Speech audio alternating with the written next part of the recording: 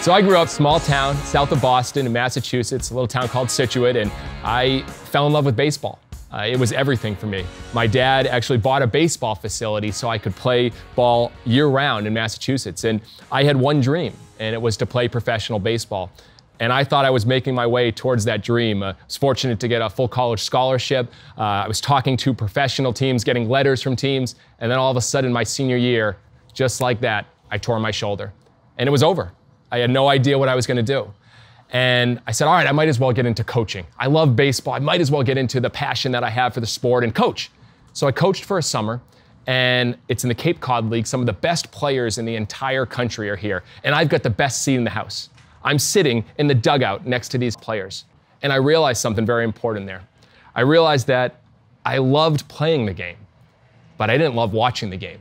It was the same game that I've seen always. And I thought, this is a unique opportunity. We love playing the game, but yet there's an opportunity to sell the game in a different way, to create something unique experience for fans. So I was fortunate to get an opportunity for an internship at 22 years old with one of the worst performing teams in the entire country in Spartanburg, South Carolina. And I took that internship, and my job was to sell this game of baseball that I couldn't even watch.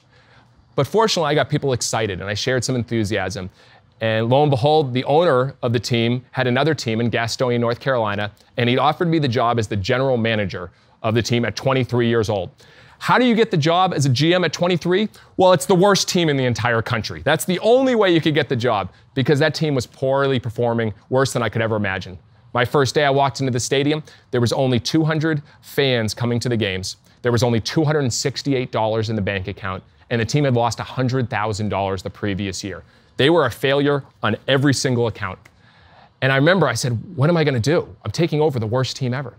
And so we started calling people in the community. The first day I called 10 people, business leaders in the community, and 7 people said they never heard of the team. 2 said, we'll never work with you, and 1 just hung up on me. It was the worst first day ever. But I realized there, I go, there's a problem. There's a challenge. And so we started talking to fans, and they said they just don't like baseball. And we realized that there was a frustration point there. So I called the owner of the team.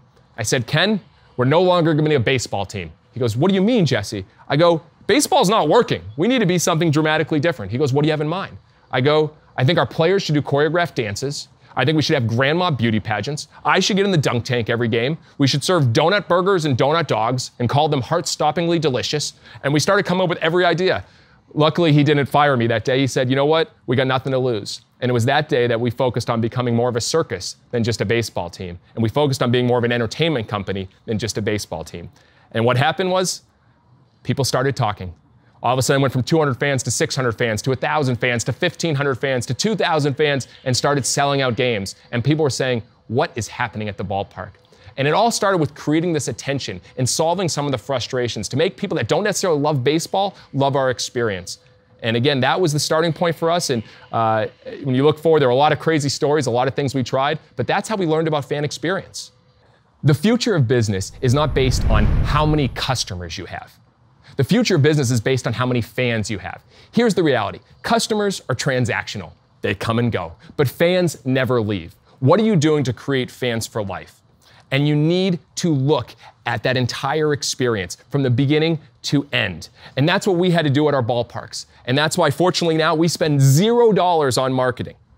But we've been able to sell out every game and have a wait list for tickets in the thousands. It's because of this fans first experience. Every business should be a fans first business and constantly look at how do you turn customers into fans and make your fans your biggest marketers.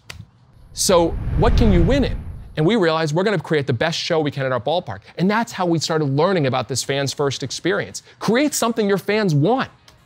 If you're creating something like everyone else, good luck. We couldn't compete in baseball, but we could win in the show. And that's where we decided we're gonna start winning in.